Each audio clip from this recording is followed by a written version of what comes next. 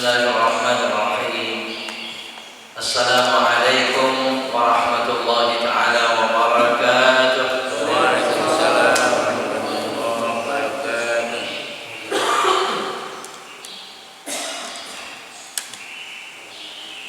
Alhamdulillahi rabbil alamin.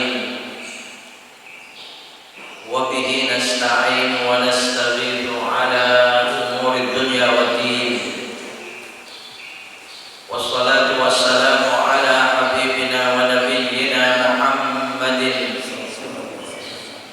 asyrafil anbiya'i wa sayyidil mursalin wa ala alihi wa ashabihi wa kulli man tabi'ahum bi ihsanin ila yaumiddin. Subhanaka la ilma lana illa ma 'allamtana innaka antal alimul hakim. Rabbana shrah lana sudurana wa yassir lana umurana umur dunya wal akhirah wahlul 'uqdatam min alsinatina yafqahu aqwalana. Hasbunallahu wa ni'mal wakeel, ni'mal maula wa ni'mal nasir, wa la haula wa la quwwata illa billahil aliyyil azim. Amma ba'd.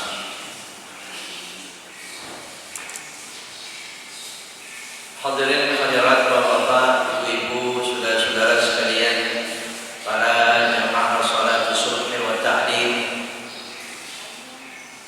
Masjid Al-Istiqamah.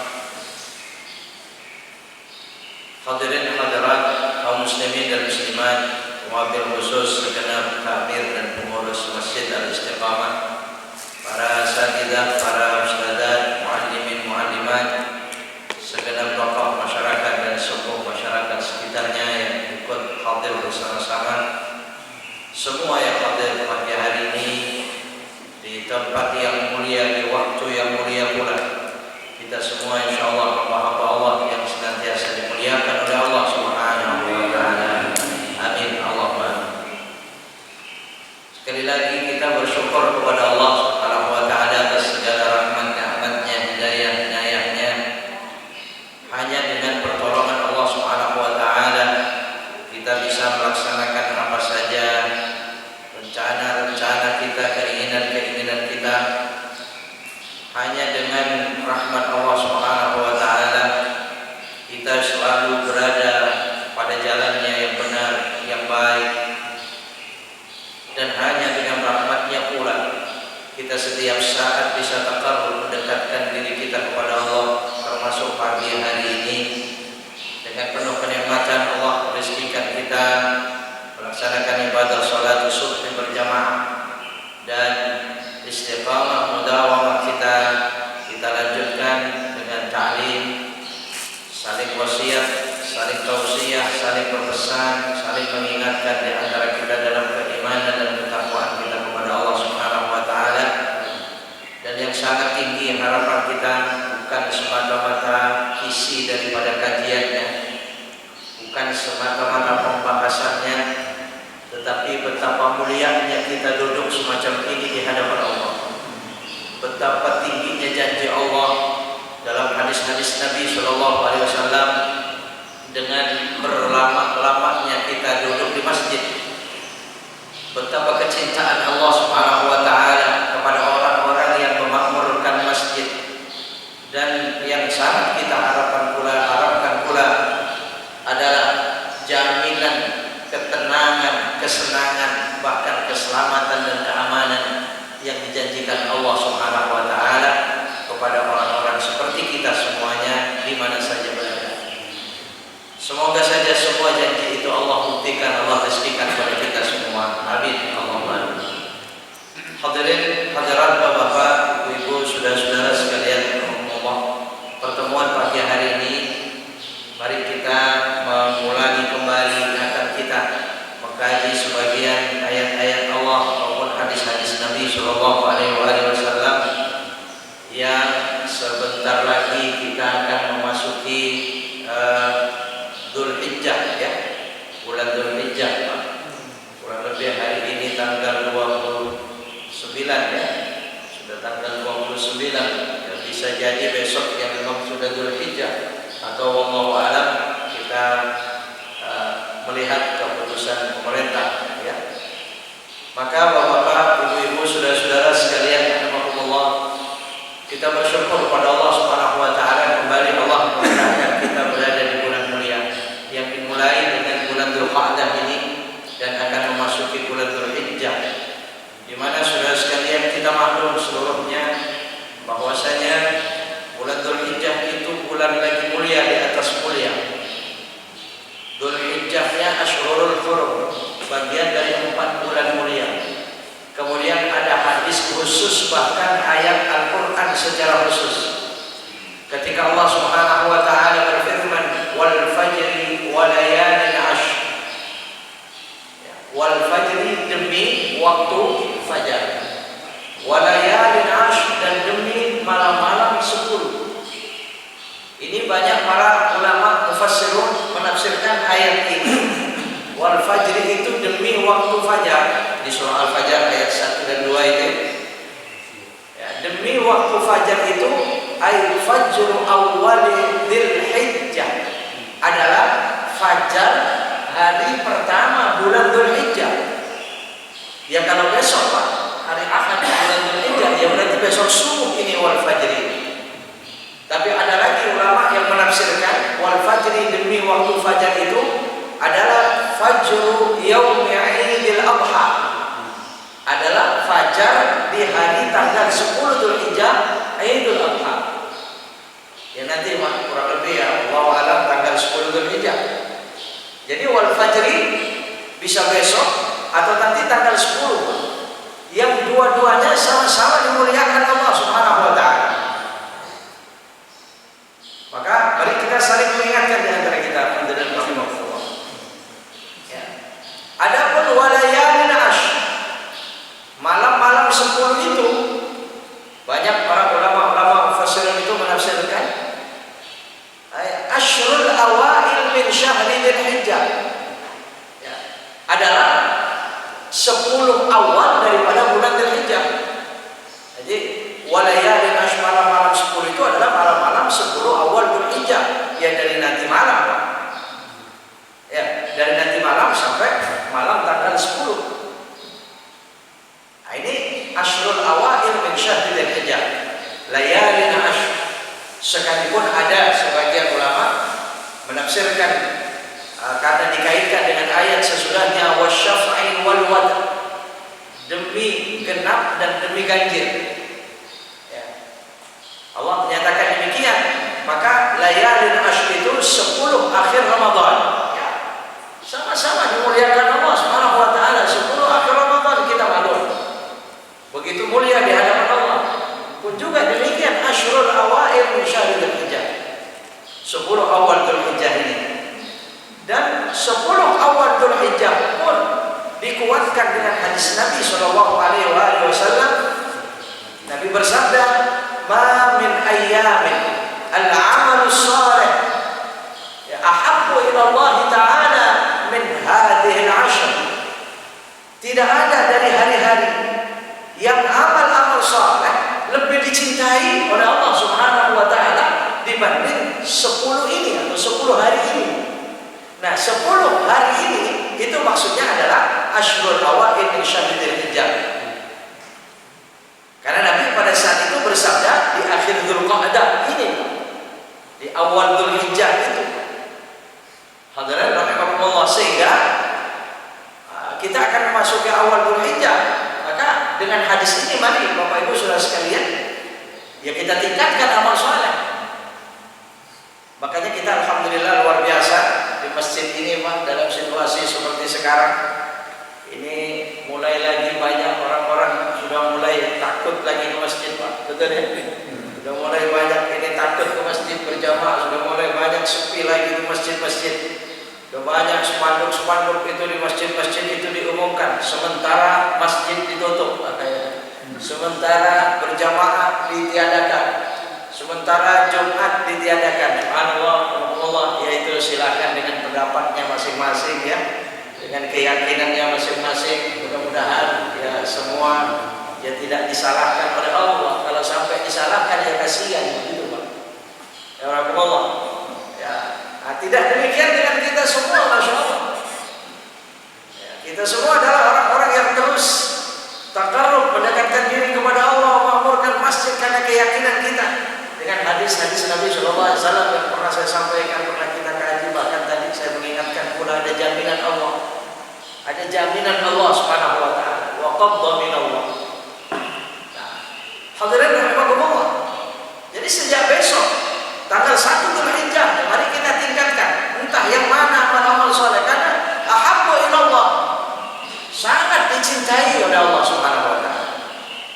Ya, apalagi Allah ya, di awal Dzulhijjah atau di bulan Dzulhijjah, kalau kita lihat Idul Adha itu kesamaannya dengan Idul Fitri ada beberapa hal. Ya, sama-sama ada sholat Id, cara sholatnya pun sama, betul. Kalau Idul Fitri didahului dengan puasa, tapi wajib Ramadan. Idul Adha pun ada perintah puasa, yaitu sangat muakkad, sangat diperintahkan, sangat muakkad, yaitu hari Arafah, tanggal 9 Dzulhijjah. Jangan sampai ditinggal. Mari kita niat dari sekarang, kita mohon pada Allah sehat afiat, kita jalankan itu puasa Arafah, dan harus disebut harinya. Pada niat kita malam hari itu sebaiknya disebut nawaitu shauma ghadin min yaumi Arafah, ya, min yaumi Arafah, karena hadisnya disebut oleh Nabi SAW hari Arafah itu, ya, shaum yaumi Arafah, ya, puasa di hari Arafah seperti Syawal atau Asyura, ya, itu disebut. Tapi kalau mutlak yang lain itu tidak bisa disebut. Misalnya kita puasa di bulan Hurum ini, bulan mulia, ya nggak usah. Ya, termasuk ya silakan sejak dari tanggal 1 Dzulhijjah, ya silakan. Kenapa? Puasa itu amal soleh, betul tidak? Ya, karena demikian hadis Nabi mengatakan amal soleh di hari-hari itu sangat dicintai oleh Allah Subhanahu Wa Taala. Hadirin Allah. Maka ya silakan yang mau puasa dari tanggal 1 misalnya. Ya, cuman paling tidaknya tanggal 8 dan 9 Tarwiyah dan Arafah. Yang paling muakkad yang 9-nya hari Arafah. Jadi kesamaannya beberapa, ada beberapa hal. Ya. Kalau disunnahkan takbir di Idul Fitri, Idul Adha, oh lebih luas, Pak. Lebih lama. Kalau Idul Fitri cuma malam dan siangnya. Bahkan sampai selesai sholat Idul Fitri saja sudah selesai itu sunnah perintah takbir. Tapi kalau Idul Adha terus ya sampai akhir hari tasyrik, terbenamnya matahari hari tasyrik itu tanggal 13. Allah ya, ini takbir, dan perintahnya pun di dalam Al-Qur'an itu sama. Ayatnya pun perintah takbirnya sama. Walitukabbirullaha ala ma hadakum. Kalau kita lihat Al-Baqarah, ketika Allah bercerita tentang puasa dan akhir puasa itu, walitukmilul iddata, 185 ketika Allah berfirman walitukmilul iddata walitukabbirullaha ala ma hadakum wa la'allakum tashkurun, ya. Walitukmilul iddah, ini kalau Ramadan, ini kalau Idul Fitri, agar kalian menyempurnakan bulan, yakni bulan Ramadan, puasa mesti 1 bulan. Setelah sempurna, walitukabbirullaha ala ma hadakum, bertakbirlah, besarkan nama Allah, karena sempurna bisa melakukan puasa sempurna itu hidayah Allah, itu pertolongan Allah. Ala ma hadakum, kalau bukan hadakum nggak bisa. Berapa banyak orang yang 1 bulan Ramadan itu sehat afiat sampai lebaran, tapi puasa nggak sempurna, betul? Banyak, Pak. Jangankan yang tidak sempurna, yang nggak puasa sama sekali aja ada. Ya? Nah ini tidak ada, hukum tidak ada bagi mereka. Makanya kalau ada hudan minallah, takbir. Kita disunahkan bertakbir, membesarkan nama Allah. Wala'allakum tashkurun, dan agar kalian bersyukur.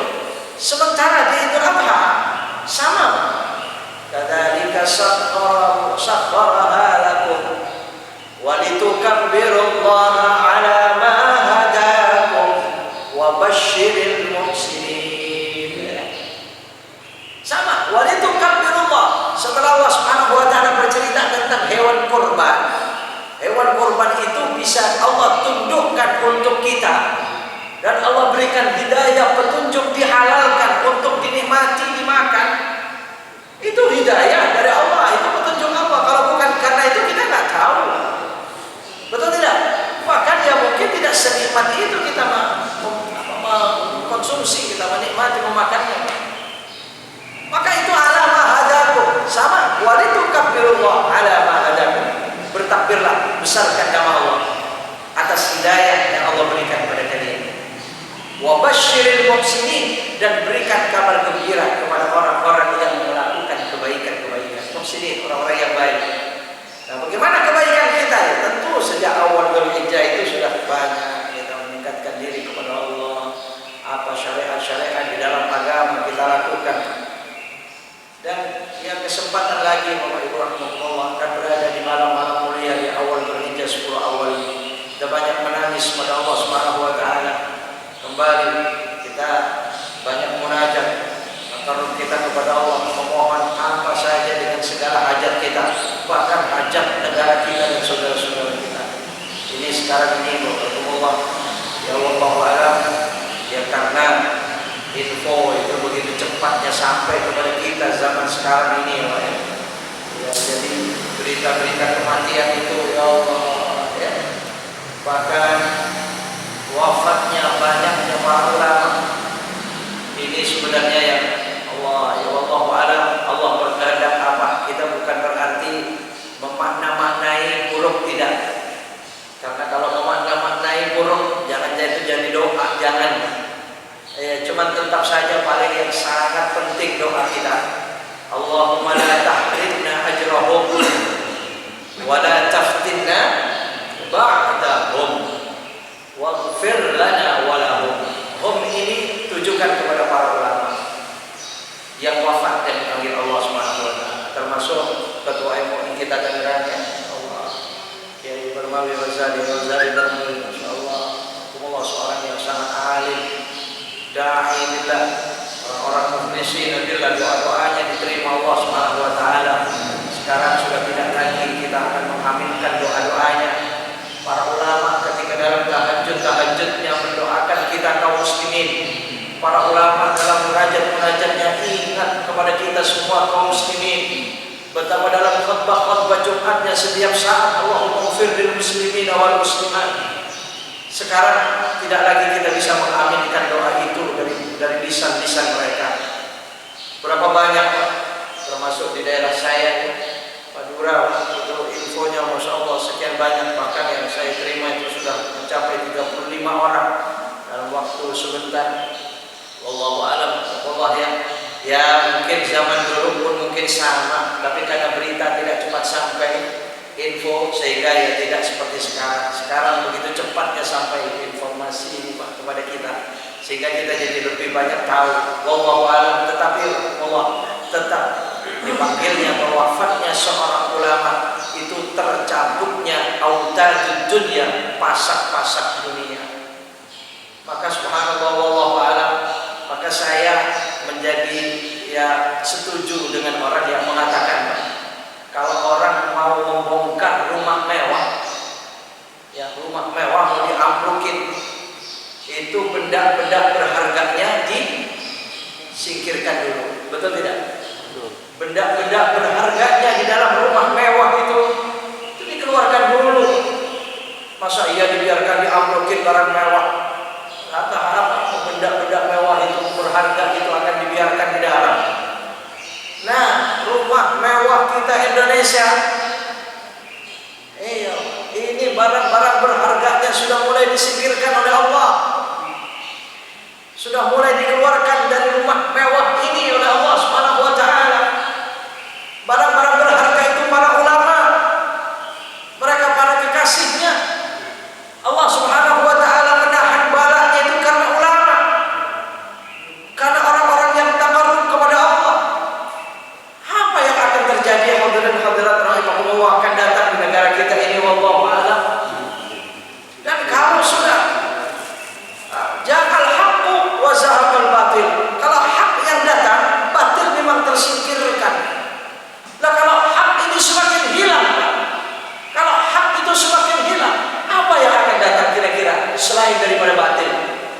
tidak? Ini yang kita takuti.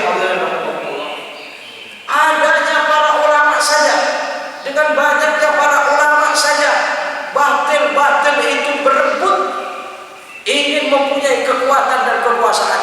Betul tidak? Hadirin rahimakumullah. Bagaimana kalau para ulama, yang ada ulama itu disingkirkan, diusir, yang ada ulama itu wafat, dipanggil oleh Allah, yang ada ulama itu dipenjara, yang ada ulama itu dihalang-halangi dakwahnya.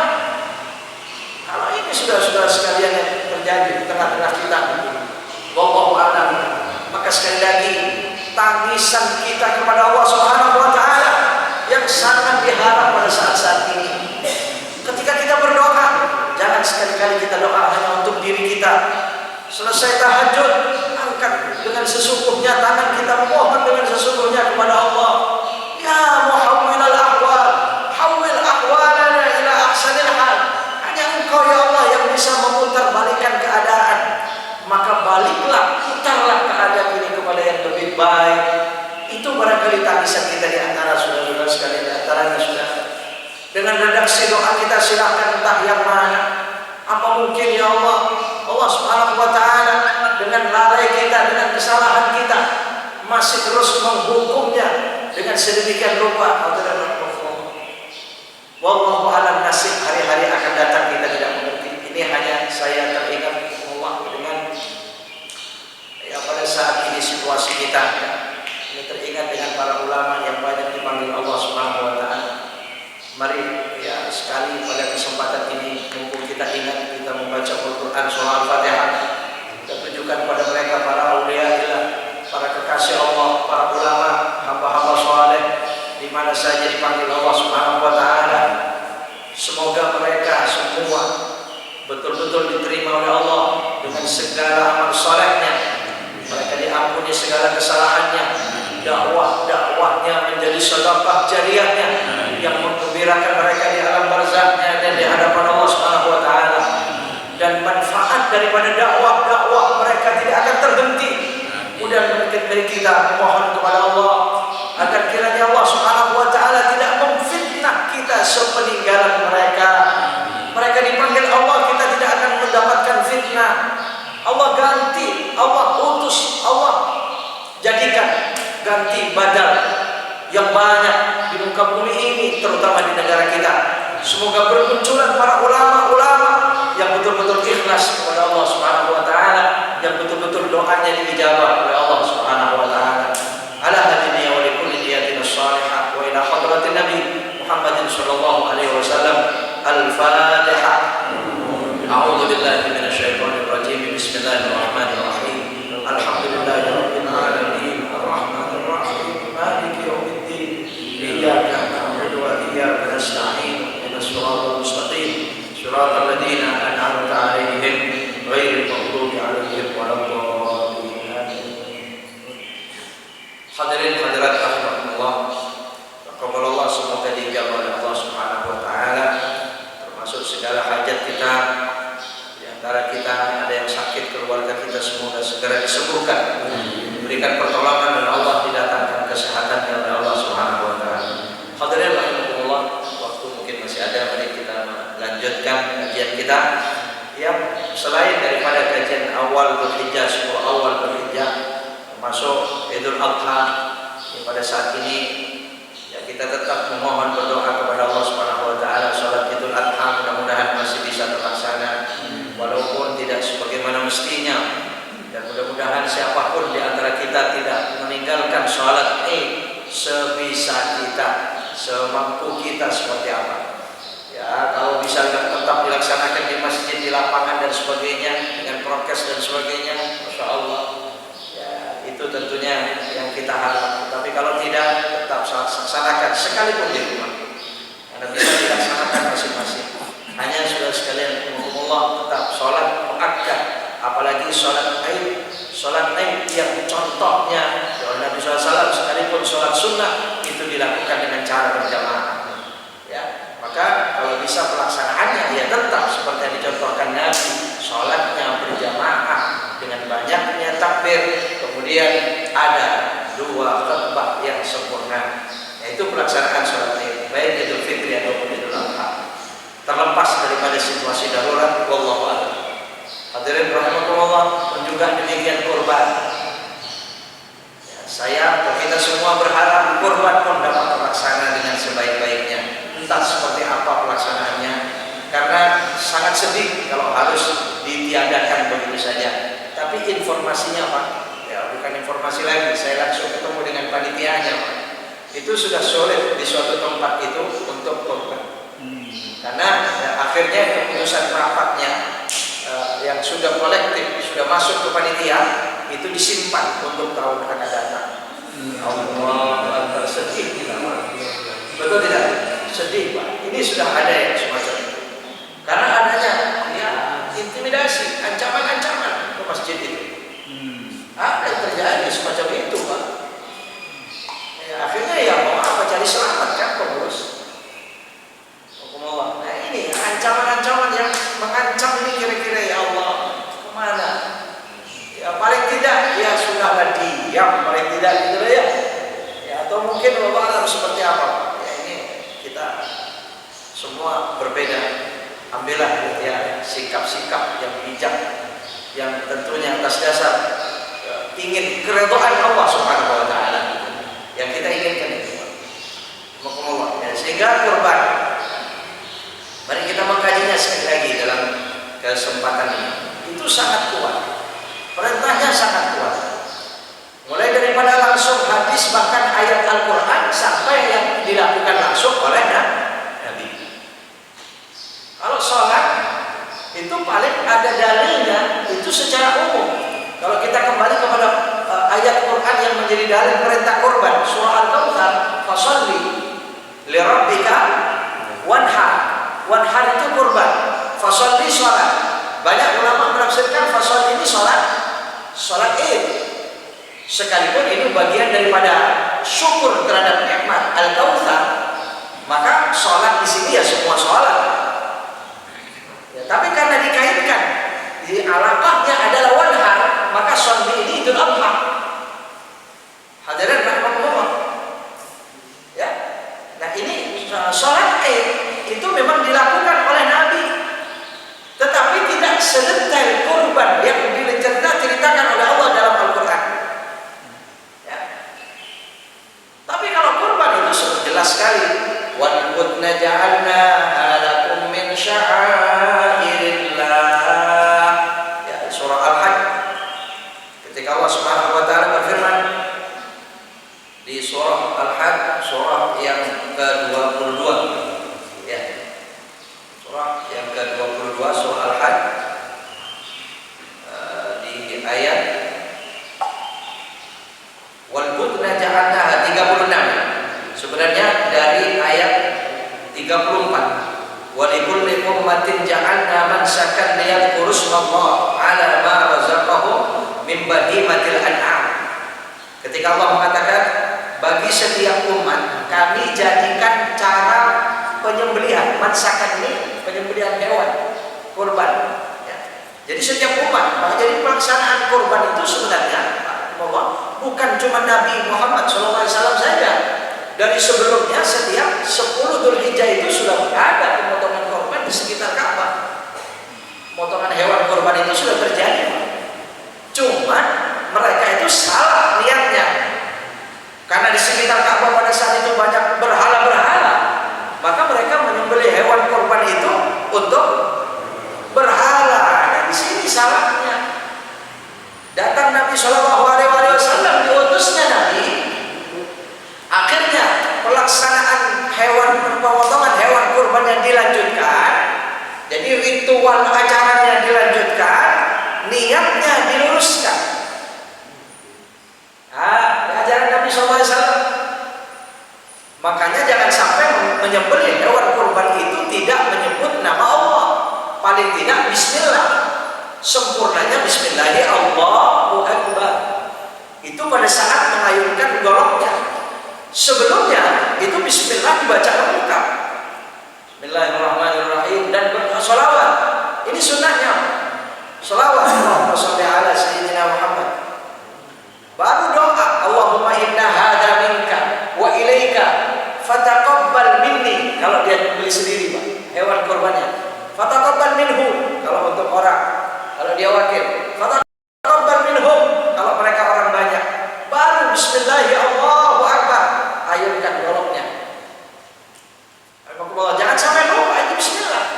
Karena kalau sampai lupa, ya, sebagian ulama berpendapat ini takut menjadi hewan yang disembelih bukan dengan nama Allah. Wa ma uhilla li ghairillah. Akhirnya sembelihannya ya tidak sah, akan menjadi bangkai naudzubillah. Sekalipun masih ada yang berpendapat itu hanya disunahkan itu bismillah. Ya. Tapi sangat dianjurkan. Bahkan ada yang mewajibkan itu. Jadi pelaksanaan korban. Ayat Quran sangat jelas. Liyadhkuru Allah, agar mereka mengingat Allah, menyebut Allah ala ma razaqahum min bahimatil an'am, atas apa yang Allah rizkikan kepada mereka itu dari binatang-binatang ternak. Bahimatil an'am, makanya orang kurban itu harus al-an'am, harus binatang ternak. Cuman haji-haji di negara kita binatang ternak itu banyak, Pak. Ayam juga ternak, betul tidak?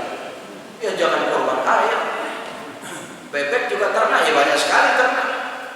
Ya ternak di sini terdiri dari dari 3 macam itu, Pak. Ya kambing, sapi, kerbau itu satu jenis. Nah kemudian onta yang tidak berlaku di negara kita ini onta. Kayaknya jarang di masjid-masjid ada korban onta. Ada nggak di sini? Pernah ada? Kayaknya nggak pernah ada ya.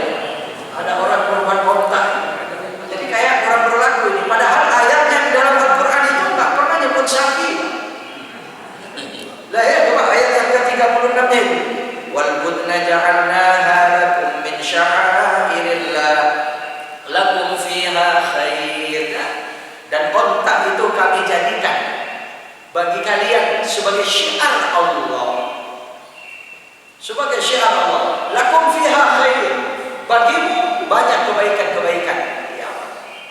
Itu onta, tidak ada sebutan sapi. Makanya kalau mau ikutin Al-Quran harus onta. Salah itu yang sapi itu ya. Cuman untungnya ada hadis Nabi Shallallahu Alaihi Wasallam. Ya, Allah ya, hadis Nabi ada.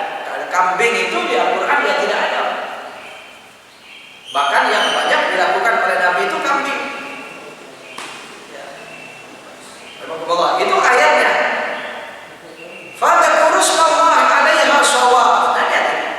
Sebutlah nama Allah pada saat penyembelihannya, itu ayat Quran. Jadi makanya sebagian ulama akhirnya mewajibkan dengan ayat ini. Apalagi ditambah dengan kalimat tadi wa ma uhilla li ghairillah, bercerita tentang bangkai surah Al-Maidah. Fadhkuru smallahi 'alaiha shawab. Fa idza wajabat junubuha. Jadi kalau kepada ayat ini faida wajabat junubah ini kita berhati-hati mengartikan. Wajabah itu biasanya diartikan wajib. Junub itu diartikan apa? Jinabah. Ya orang junub, iya kan?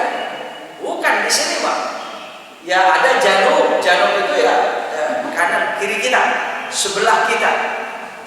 Ya, nah, makanya janbun itu ini apa namanya ini? Lambung ya. Ya Allah. Tapi Allah mengatakan faida wajabat junubuha. Wajabat di sini artinya kalau sudah pasti, sudah jelas junubuha itu matinya onta itu. Ya. Karena begini Pak, kalau artinya junubuha itu dia sudah sudah rubuh. Kan kalau penyembelihan onta itu disembelih dulu baru rubuh dia. Betul tidak? Kalau sapi kambing robohin dulu ya. Nah, ini sudah menyalahi Al-Quran lagi nanti Pak kalau ya. Iya, kalau unta iya. Ya, bahkan itu ada 6 unta itu dijejer. Ya kan begitu kan? Tinggal set itu Allahu a'lam itu sempat enggak baca bismillahnya. Mungkin bismillahirrahmanirrahim enggak sampai kali ya. Paling bismillah apa itu Allahu a'lam. Kalau sampai lupa ini kurang pas itu penyembelihan yang semacam itu. Nah, begitu sudah disembelih dalam keadaan berdiri, nyembur darahnya, lama-lama ambruk dia. Nah, ini namanya wajabat junubuha. Ini makna daripada wajabat junubuha. Dia sudah berbaring dia. Betul sudah jelas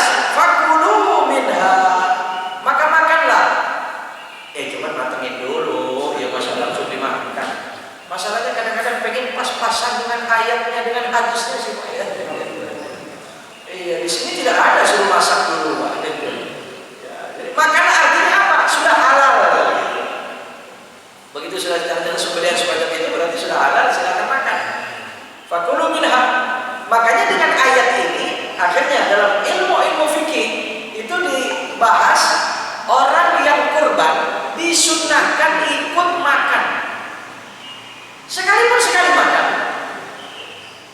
Ya, sekali makan. Setelah itu ya silakan buat hadiah, buat sedekah, iya. Itu disunahkan karena kalimatnya dalam ayat Qur'annya fakulu minha. Nah, karena berikutnya wa at'imul qani'a wal mu'tar. Berikan kepada orang-orang yang diam di rumah. Ya, mu'tar orang-orang yang keluar rumah meminta-minta. Itu mu'tar. Artinya apa? Orang yang biasa ketemu daging berikan dia. Apalagi orang yang hidupnya jarang ketemu makan daging, Pak. Ya, itu ada qani', ada mu'tar. Bahkan Bapak Saudara sekalian ada pertanyaan, andai kata diberikan kepada orang-orang dekat tetangga kita itu mereka yang tidak beragama Islam, ini masih ditanya juga ini. Ya, memang di situ ada beberapa pembahasannya. Kalau mereka itu harbi, memang tidak boleh dikasih. Tapi rasanya di sekitar kita ini non Muslim yang harbi itu tidak ada. Insya Allah tidak ada. Yang ada artinya apa? Masih berhubungan baik dengan kita. Betul tidak? Bertetangga baik dengan kita. Kita saling sinergi, saling ya kan? Saling tolong menolong, saling memberikan keamanan, keselamatan. Oh, mereka tetap harus dikasih. Mereka tetap harus kita perhatikan keamanannya. Ya, Allah itu tidak apa-apa. Kecuali harbi. Ya jangan sekali-sekali ngirim hewan korban ke Israel sana. Ya Israel juga yang mereka memusuhi Islamnya. Ya di mana saja. Tapi insya Allah di negara kita ini tidak ada. Tapi kalau kita tahu ada yang semacam itu, ya memang tidak boleh dikasih. Karena itu bagian daripada 6 macam binatang yang tidak boleh kita hormati. Ya, kafir harbi itu adalah bagian daripada 6 macam binatang yang tidak boleh kita hormati. Manusia sebenarnya, tapi itu binatang dalam hukum agama kita. Kalau udah dibahas semacam ini, wah sadis banget itu Islam. Orang dianggap binatang. Yang dianggap binatang pertama justru malah orang Islam. Orang Islam yang bagaimana? Yang membenci salat, yang disebut dengan tarikus salat. Lah kalau orang tarikus salat itu binatang yang pertama, yang disebut dengan ghairul muhtaram, yang tidak boleh kita hormati. Yang kedua, orang murtad. Yang ketiga, orang zina muhsan. Yang keempat, baru hitungan keempat itu kafir harbi. Iya. Yang kelima, anjing kalau galak. Anjing kalau galak. Kalau anjing nggak galak, kita masih suruh. Ya perhatiin dia. Ya cuman hati-hati najisnya baru itu kan. Jadi yang terakhir baru ini tidak ada toleransinya Pak. Babi dan keturunannya. Tidak ada yang galak tidaknya kalau di babi itu. Nah ini Pak. Jadi dari 6 macam binatang yang tidak boleh kita hormati itu 4 ternyata manusia. Yang 2 baru asli binatang. Ya Allah Pak ya. Jadi di sini Pak. Jadi hewan kurban, pembagian daging kurban itu tetap diberikan al-qani wal muhtar. Kadzalika sakharnaha lakum la'allakum tashkurun. Begitulah kami sakharnaha lakum. Kami tunjukkan binatang-binatang ternak atau unta itu lakum buat kalian la'allakum tashkurun, agar kalian bersyukur kepada Allah. Hadirin rahimakumullah. Kemudian dalam beberapa hukum fikihnya sampai ada pendapat yang mewajibkan Pak. Jadi Imam Maliki itu wajib. Kalau ada pengikut Imam Maliki, ada yang hadir di pengikut Imam Maliki Pak. Nah itu nanti Idul Adha wajib kurban. Ya berarti menurut beliau tidak kurban dosa. Kalau Imam Abu Hanifah, Imam Hanafi, yajibu alal muqim bil baladil musim. Wajib kepada orang yang mukim, yang mempunyai rezeki di Idul Adha itu. Ya. Nah kalau ada keluasan rezeki wajib. Kalau tidak, ya tidak. Itu Abu Hanifah. Nah kalau Imam sunnah muakkadah. Cuma sunnah. Karena kembali kepada hadis Nabi, umirtu bin nahri wa huwa sunnatul lakum. Aku diperintahkan kurban. Aku diperintahkan ini diwajibkan. Jadi kalau diri Nabi itu wajib. Ya Allah, Nabi sejak disyariatkan kurban gak pernah ninggalin kurban setiap tahun. Makanya ini juga ada pertanyaan, Pak. Dan ada orang katanya mengatakan, suruh korban atau diajak korban, saya tahun kemarin sudah. Jadi jangan-jangan itu ada yang merasa kalau kemarin sudah, tahun ini nggak usah, takut begitu, Pak. Tidak, ya. Tidak. Kalau korban itu setiap tahun, Pak. Kalau yang sekali seumur hidup apa?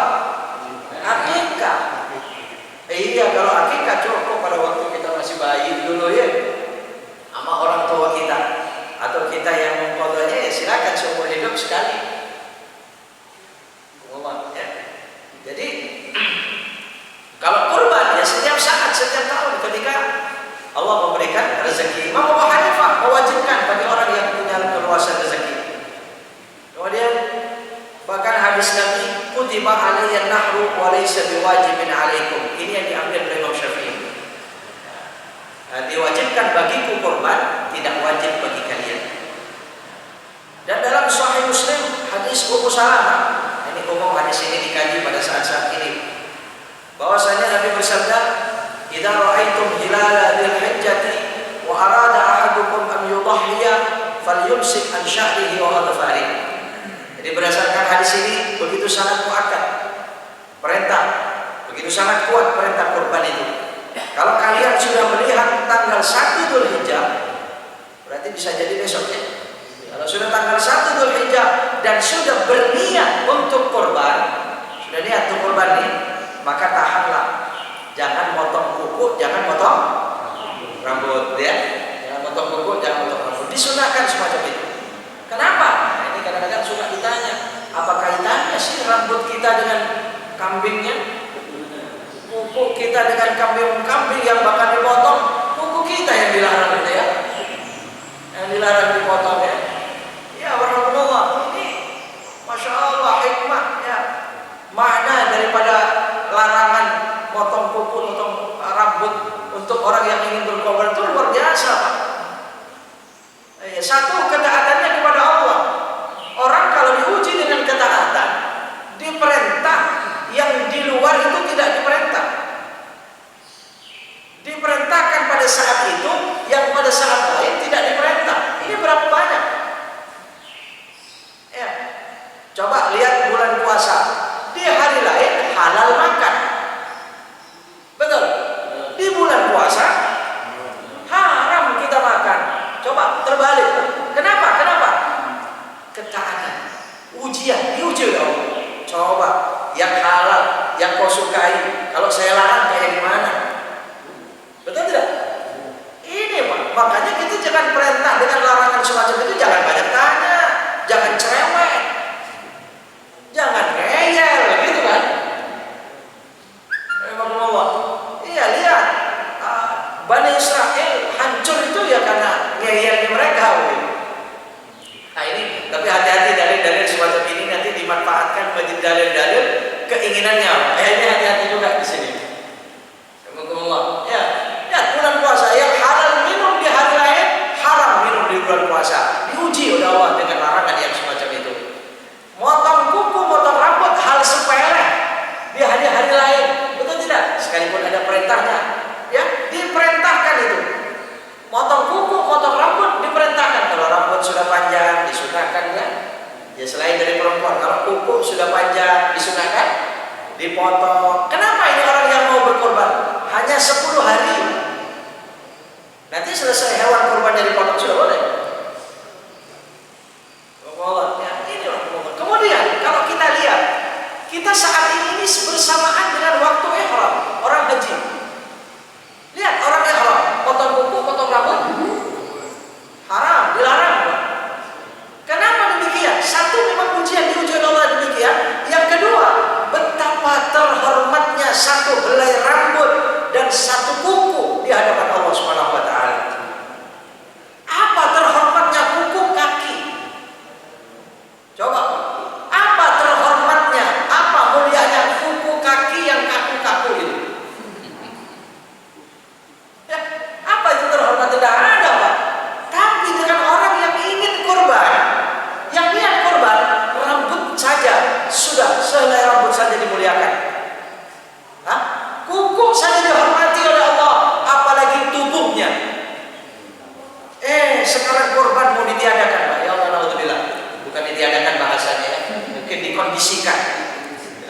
Bahasanya begitu, dikondisikan. Tapi kalau sampai ditiadakan, ya Allah sedih, alhamdulillah.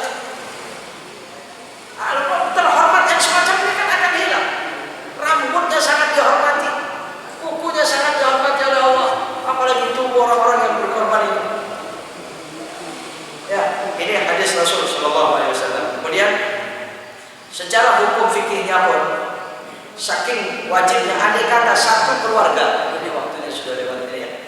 Satu keluarga itu bisa satu ekor kambing itu cukup. Nah dikatakan di sini, idza fa'alaha wahidun min ahli baitin ta'adda 'anil kulli haqqus sunnah. Kalau ada satu rumah tangga ahli baitin itu satu keluarga, itu melakukan satu saja yang berkorban itu. Ada satu keluarga 9 orang, hanya anak tertuanya yang bisa korban misalnya. Oh cukup satu keluarga itu. Pas saat menyembelihnya, Allahumma inna hada minka, sungguhnya korban ini dari Engkau ya Allah. Wa ilaika, dan untuk Engkau ya Allah. Fataqabbal minni wa ahli. Terimalah dariku dan keluargaku, wa usrati. Ya begitu niatnya. Ya, sekalipun jangan terus dikonfrontasi dengan hadis yang mengatakan katanya kambing 1 orang, sapi, onta 7 orang. Sebenarnya saya tidak ketemu hadis yang 1 orang itu. 1 gitu. Wa tujzi'u al-badanatu an sab'atin, bukan sab'ati anfas, ashas, sudah. Ya, bukan 7 orang, tapi 1 onta untuk 7. 1 sapi untuk 7, 1 kambing wasyatu an wahidin untuk 1. 1 apa? 7 apa? 1 bagian, 7 bagian. Setiap bagian silakan berapa saja. Makanya kalau sekeluarga itu ada 11 orang, ya berarti 1 kambing bisa 11 orang. Sempurnanya, afdolnya tetap 1 kambing 1 orang. 9 orang dalam 1 keluarga, afdolnya 9 kambing, atau 1 sapi dengan 2 ekor kambing, begitu kan? Ya itu afdolnya Pak. Tetap afdolnya itu ya Pak. Kalau kita mampu, untuk apa kita hanya melakukan yang tidak afdol? Betul tidak? Ya itu yang harus kita lakukan. Tetap yang afdolnya 1 sapi 7 orang. Iya, jadi kalau 1 keluarga itu 7 orang, ya sebaiknya 1 sapi. Cuman ini andai kata hukum fikihnya semacam itu. Bahkan mestinya kepada seorang imam, walil imam an yudhhiya 'anil muslimin min baitil mal, ya ambil dari baitul mal itu korban untuk kaum muslimin di wilayahnya. Jadi seorang wali kota, bupati, gubernur, presiden mestinya menyembelih sapi yang sangat mahal ya untuk kaum muslimin di wilayahnya. Ini berarti kan 1 sapi rame-rame kan? Iya, maka di sini Allah ya akhirnya dibolehkan yang demikian. Satu lagi Allah, wala yajuzu 'anil mayyit, tidak boleh korban itu di atas namakan mayit almarhum. Nah ini suka ada nih dari masjid-masjid itu. Ya, sudah banyak menyampaikan ini Pak. Sapi nomor kambing nomor 10 atas nama almarhum. Ini iya kayak kurang pas ini Pak yang demikian. Nggak boleh nih Pak kalau atas nama almarhum. Tapi kalau pahalanya, kan ada pahalanya kan? Iya, mohon kepada Allah supaya disampaikan kepada almarhum ya silakan. Malah rugi kalau kita niat untuk sendiri Pak. Kita punya orang tua, tidak diniatkan orang tua yang di alam barzakh. Kalau kita niatkan untuk orang tua di alam barzakh, kita dikasih, orang tua dikasih. Ya ini itu sebenarnya yang afdal. Tapi kalau atas nama, saya memahami atas nama ini yang beli Pak. Ya makanya kalau sekeluarga ada 5 orang, kemudian 1 kambing ini dibelikan oleh anak nomor 5, misalnya sudah, yang beli ini yang atas nama. Betul tidak? Kambing nomor 10 atas nama si fulan, ya kan? Dan keluarga, misalnya begitu kan? Yang pahalanya mohon kepada Allah untuk almarhum, ya silakan. Nah, sambil diiringi takbir. Tapi kalau anil mayyit itu alal ashab, la yajuzu anil mayyit alal ashab. Pendapat yang sahih. Illa, kecuali ada pengecualiannya, an yusa biha, diwasiati. Ada wasiat. Ada orang pada akhir-akhir bulan itu Dzulqa'dah sebagian harta saya berikan 7 ekor sapi untuk 7 masjid, misalnya begitu. Ya sudah Pak, bilang itu kepada panitia, ini Pak wasiat dari almarhum. Nah, orang yang menyembelih wajib itu Pak pada saat itu niat atas nama orang yang wasiat sapi nomor 10 atas nama atau wasiat dari almarhum itu Pak. Pada saat penyembelihannya juga semacam itu. Ya, mungkin ya, jelas ya. Alhamdulillah. Mungkin waktunya ya sudah terbit turun ini ya. Wallahu a'lam. Apakah masih ada pertanyaan? Kalau yang panjang dalam syarat-syarat binatang korbannya dan penyembelihan apa namanya kulit apa bahasa masih ya yang dilarang. Oh ya tadi itu penting Pak, yang disunahkan makan ya, ikut makan tadi itu belum tuntas. Pengorban disunahkan makan kecuali nazar. Ya, itu kecuali nazar. Illa al-mandura. Ya, kalau mandura la yakul mudahhi syai'an. Jadi orang yang berkorban tidak ikut makan. Kalau nazar, saya pokoknya asal sukses, itulah besok berkorban sapi. Nah itu nazar namanya. Maka ini tidak boleh ikut makan. Harus disedekahkan seluruhnya. Dan tidak boleh ada yang dijual. Bagian daripada kurban itu nggak boleh dijual. Kalau kulit akan dijual, tolong luruskan dulu niatnya. Ini namanya hilal. Akhirnya bisa dijual. Ya, satu. Ini yang tidak boleh menjual pengorban atau panitia. Karena panitia itu sebagai ganti daripada pengorban, ya. Itu tidak boleh menjualnya, Pak. Yang boleh menjual orang yang menerima atau yang menerima jatah. Kalau orang yang menerima jatah boleh jual. Jadi orang yang menerima kulit, maka si penerima ini boleh jual. Kalau di masjid kulit-kulit sapi mau dijual dalam rangka biayanya untuk pelaksanaan, caranya bagikan dulu kulit itu untuk panitia. Karena panitia berhak. Betul. Panitia berhak. Di rapat tentukan nanti kulit jatah untuk panitia. Cuman tolong panitia menjualnya, misalnya begitu. Adapun duitnya ya kumpulkan untuk pelaksanaan, masya Allah, luar biasa, jadi bagus. Sekalipun ada pengorban itu diambil biaya untuk biaya pelaksanaan, betul tidak? Nah itu hati-hati, itu suka terjadi tawar menawar Pak, kayak diongkosin. Ini sangat dilarang itu.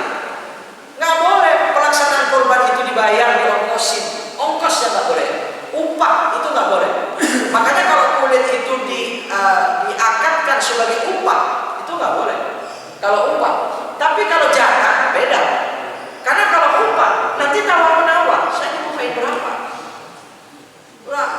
Satu kulitin satu kambing, upahnya satu kulit, itu dilarang.